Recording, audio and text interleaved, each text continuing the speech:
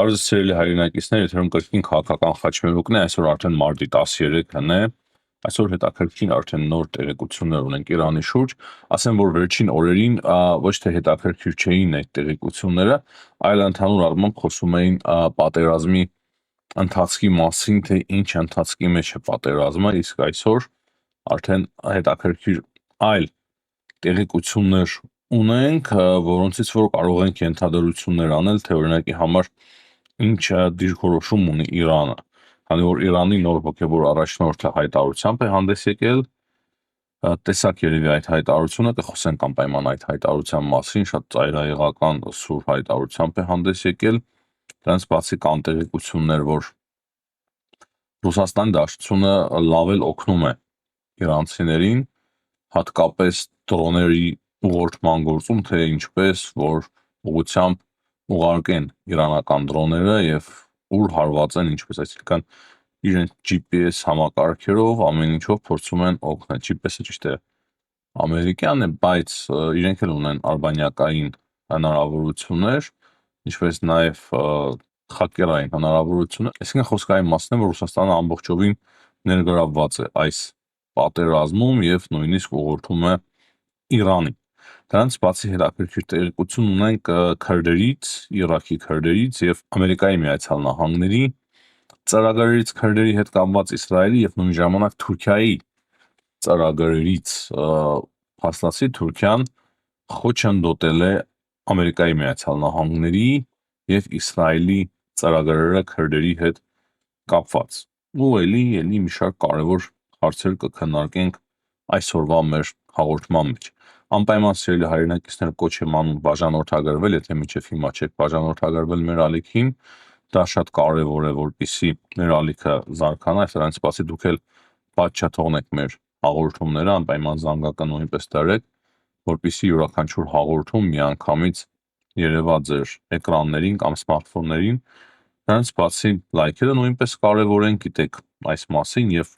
մեծապես շնորհակալ եմ բոլոր նրանց, ովքեր որ միշտ լայքել են, լայքում են եւ միտք ունեն սրանից հետո լայքել մեր հաղորդումները։ Ինչպես նաեւ մեկնաբանեք, անպայման դա եւս չափազանց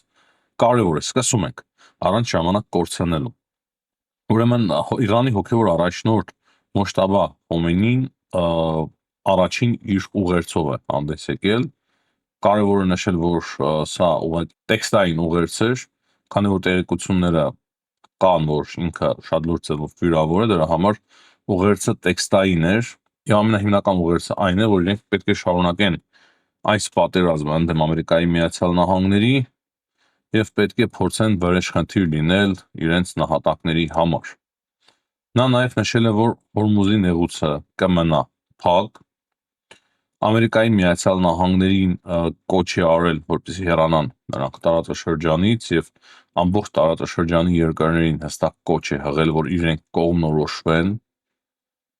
Այդ թվում նաեւ կարծում եմ Հայաստանին այդ կոչը ուղղված, բայց հետո միտքը շարունակելով ինքը ասում է, որ պետք է կողմնորոշվելուց բացի այս պատերազմի վերաբերյալ նաեւ հեռացնեն Ամերիկայի Միացյալ Նահանգների ռազմաբազաները եւ Ամերիկայի Միացյալ Նահանգների ներկայությունը կամ դա կանեն իրենք, այսինքն կթիրախավորեն եւ կոչնչացնեն Ամերիկայի Միացյալ Նահանգների ռազմաբազաները։ Դրանից բացի ինքը պահանջել է Ամերիկայի Միացյալ Նահանգներից փոխհատուցում, ասում է, որ Ամերիկայի Միացյալ Նահանգները պետք է փոխհատուցեն այս պատերազմի համար, իբր իրենք հաղթանակ են տարել, հիմա Ամերիկայի Միացյալ Նահանգներն էլ պետք է փոխհատուցեն։ Ու ասում է, որ եթե դուք չփոխհատուցեք, մենք կվերցնենք այդ ամենը ձեր ունեցվածքից, ձեր գույքից, իսկ եթե չկարողանանք, ավելիով մեծ վնաս կհասցնենք ձեզ։ Խոսելով հարևաններից, ասում է, որ մենք հավատում ենք, որ հարևանների հետ ընկերությունը շարունակվելու է, մեր հիմնական թիրախը Ամերիկայի Միացյալ Նահանգներն են, բայց մենք պետք է շարունակենք, այսինքն շարունակում են եւ շարունակելու են հարված հասցնել հարևաններին, հատկապես Պարսից ծոցի երկրներին իմչալուց այսօր արդեն Դուբայի ամենակարևոր առևտրային կենտրոնն են, ֆինանսական կենտրոնն են հարվածել Իրանի անօդաչու թռչող սարքեր, հավանաբար արդեն Ռուսաստանի կողմից տրամադրված կոորդինատների միջոցով։ Դրանից բացի կան տեղեկություններ, որ Ամերիկայի Միացյալ Նահանգների ավիակիր Ջերալդ Ֆորդի վրա հրդեհ է բռնկվել, կան նաև տուժածներ, չնայած որ հաղորդվում է, որ սա կապ չունի պատերազմական գործողությունների հետ, բայց ես չեմ բացառում, որ կապ ունի, հաշվի առնելով նաև այն, որ հիմա արդեն Բլումբերգը, ինչպես արդեն նշեցի, ասում է, որ Ռուսաստանի Դաշնությունը ներգրավված է այս ռազմական գործողությունների մեջ եւ հստակ ուղղորդում է Իրանին։ Իրենց կոորդինատներն է տրամադրում, ամեն ձևով օգնում է, այսինքն որպեսզի իրանական այդ անօթաչու թռչող սարքերը եւ հրթիռները ավելի լավ կարողանան խոցել իրենց թիրախները։ Սուր հայտարարություններով է շարունակում հանդես գալ Իրանի ազգային անվտանգության խորհրդի ղեկավար Ալի Լարիջանին, նա ասում է, որ եթե Թրամփը որոշի հարված հասցնել Իրանի էլեկտրական համակարգին, ապա ամբողջ տարածաշրջանը շատ արագ կխորանա խավարի մեջ, այսինքն ասում է, որ մենք պատասխան հարվածներ կհասցնենք բոլոր երկրներին եւ ամբողջ տարածաշրջանը մեզ հետ միասին կհայտնվի խավարի մեջ։ Հիմա ամենակարևոր եւ գլխավոր հարցերից մեկը դա Թուրքիայի մասնակցությունն է այս պատերազմի մեջ, ճիշտ է, Թուրքիան ուղղակի չի մասնակցում, բայց Թուրքիան շատ լուրջ փաստացի դերակատարություն ունի։ Մենք խոսել ենք այն մասին, որ Թուրքիային ձեռնտու չէ, որ քրդերը մտնեն պատերազմի մեջ եւ քրդերի հնարավորությունները վաղը մյուս օրը էլ ավելի ամրանան։ Հիմնական խնդիրը եւ հիմնական գլխացավանքը Թուրքիայի այսօր դա քրդերն են։ Քրդերը եւ Իսրայելը։ Իսրայելը պետությունը, քրդերը մեծ մի ժողովուրդ, որը որ ցանկանում է իր պետությունը ունենալ Սիրիայի տարածքում, Իրաքի տարածքում, Իրանի տարածքում, Թուրքիայի տարածքում եւ դա մեծ գլխացավանք է Թուրքիայի համար։ Թուրքիան նաեւ տեսնում է Իսրայելի եւ քրդերի միջև ապագա դաշինք։ Արդեն ինչ այլոց Իսրայելում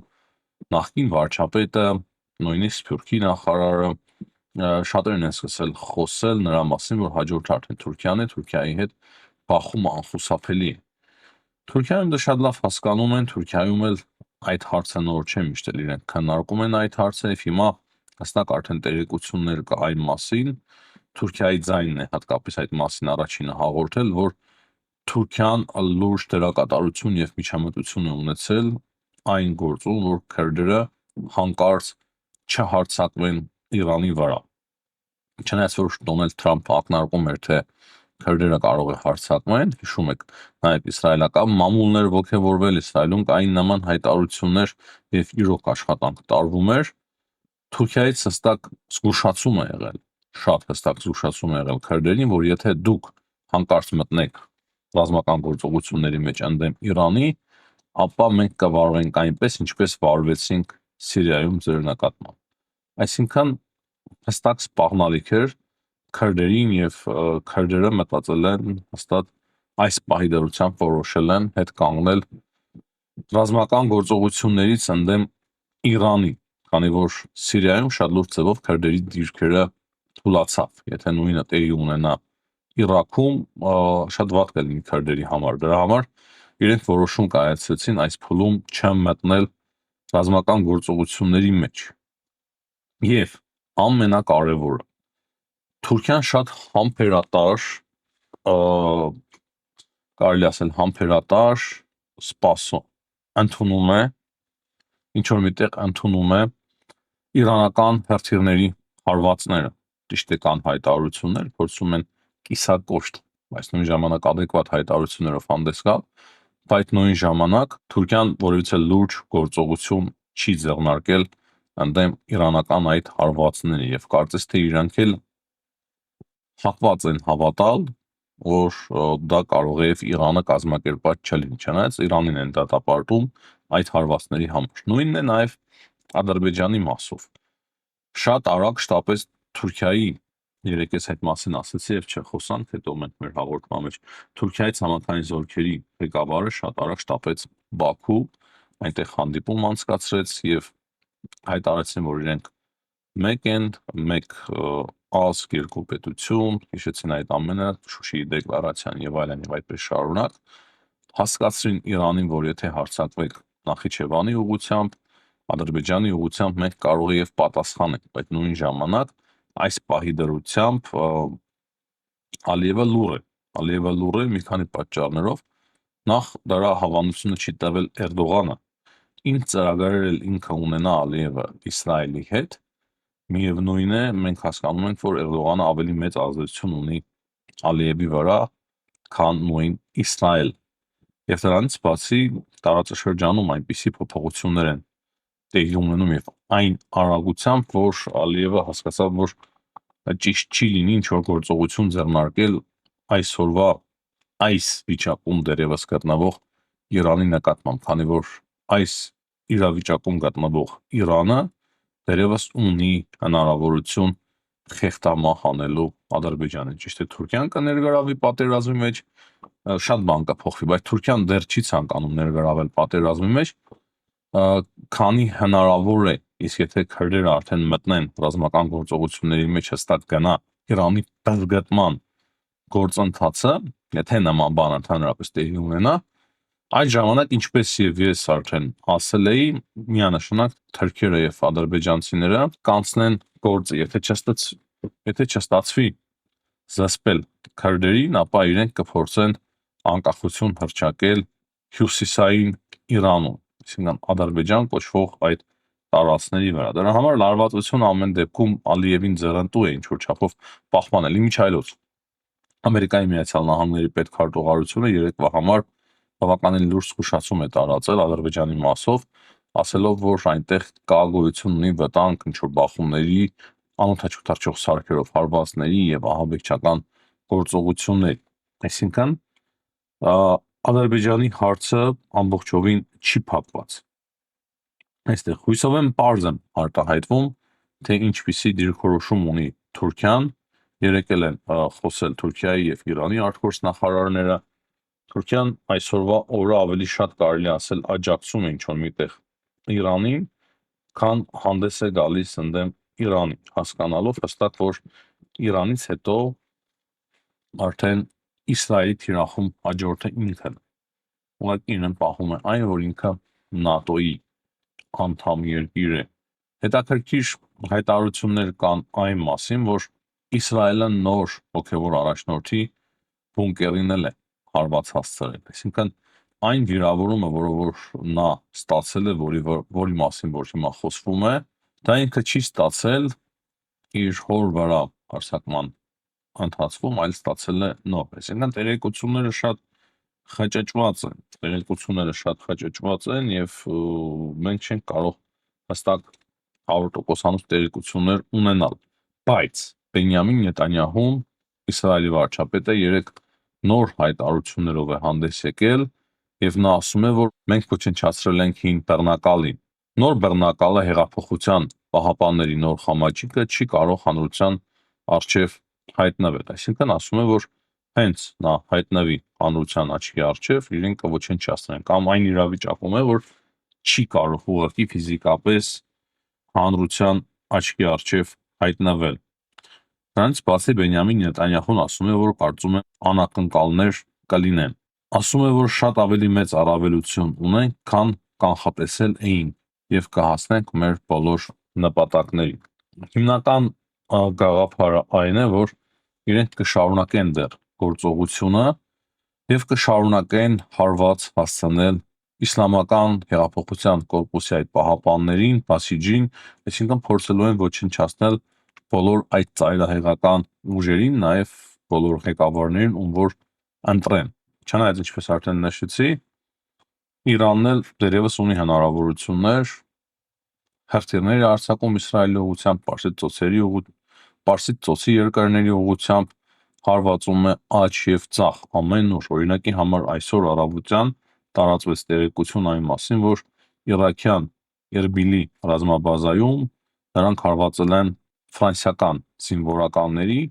կան վիրավորներ եւ վերջին տվյալներով նաեւ կան արդեն զոհեր։ Մակրոնն էլ է հայտարարությամբ հանդես եկել եւ այդ ուժերը հիմնականում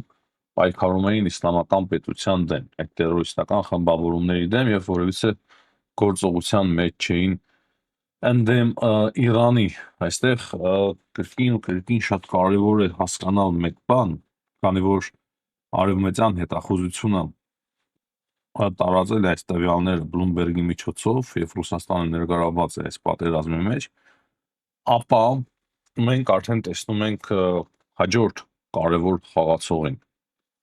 Չի բացառվում, որ այդպիսի հարվածները հասցնում է հենց Ռուսաստան, Պարսկաստանի միջոցով, Իրանի միջոցով։ Հարվածները հասցնում ֆրանսիական զորքերին, ուղղորդում են հարվածները Պարսից ծոցի երկրների ուղղությամբ, ինչպես նաև Ադրբեջանի ուղղությամբ տեղի ունեցած սադրանքը նույնպես հնարավոր է, ինչու՞ չէ, Ռուսաստանի ձեռքի գործնել լինի։ Շատ պետք է խորանալ, որպեսզի հասկանանք, թե ինչու, բայց Ռուսաստանի տարբերակը եւս հնարավոր է։ Մենք դա չէինք քննարկել, ոչ բացառել էինք, ոչ էլ մտքերով սեր անցել, ոչ էլ մեր մտքով էր անցել, բայց հիմա արդեն պարզ է դառնում, որ Ռուսաստանը նույնպես կարող է ներգրավված լինել այդ գործողությունների մեջ, քանի որ իրանական դրոնները հենց ինքն է ուղղորդում։ Հետաքրքիր եւ նոր հայտարարությամբ է հանդես եկել Ամերիկայի Միացյալ Նահանգների նախագահ Դոնալդ Թրամփը։ Ամենուր խոսում ենք իր հայտարարություններից, հակասական հայտարարություններից, ասեմ, որ ինքն էլ է խճճում մեզ։ Այս պատերազմի ընթացքի մասով ինքն էլ է մեզ խճճում, այնպես չէ, որ իր հայտարարություններով մենք ավելի լավ ենք հասկանում, թե ինչ է տեղի ունենում։ Հիմա մեկ բան պարզ է դառնում, որ եթե օրինակի համար